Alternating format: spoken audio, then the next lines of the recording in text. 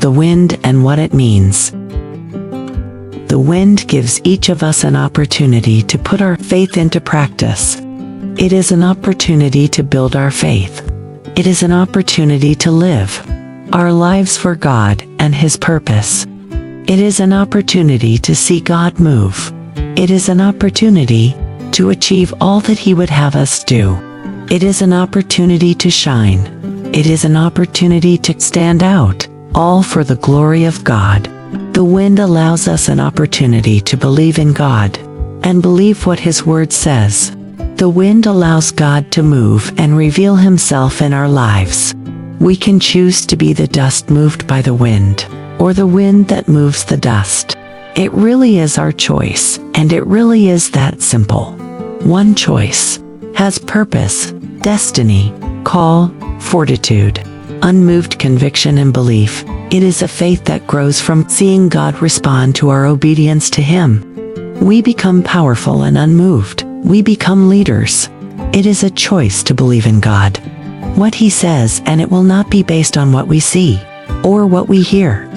The other is an exhausting life, sure of very little, always moved by what others say, always moved by our current circumstances.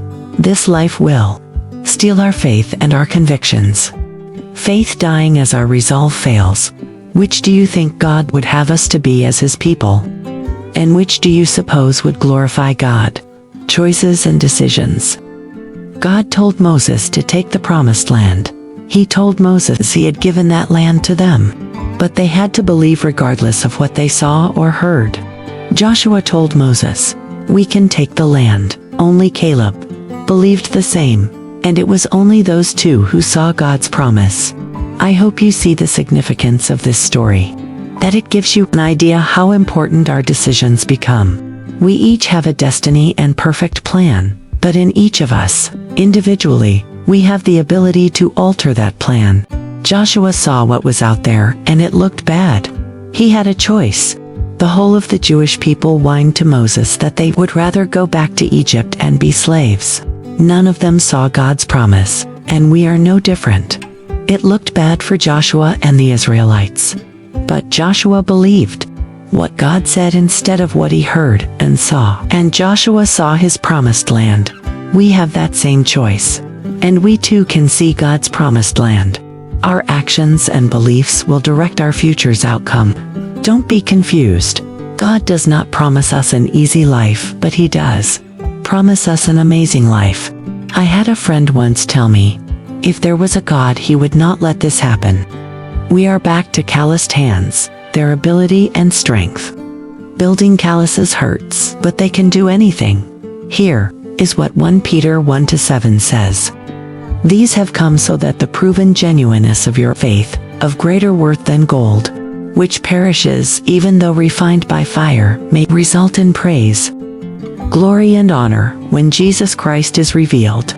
If we study the Bible, we will understand the blowing wind is promised, and all that it means is an opportunity to believe God. The wind and waves are promised. As new Christians, we think about all the wonderful, cushy promises spoken of in the Bible. But over time we come to understand our call, and that call requires work and fortitude. Our view starts to change from what we can receive to what we can give. What we are talking about is patient endurance on our part, God's people, who keep His commands and remain faithful to Jesus. We are to walk in obedience to His commands, and that walk is by faith, not sight. But just know, if you stay the course, make godly decisions, keep your faith, and know there is a good end. It will work out.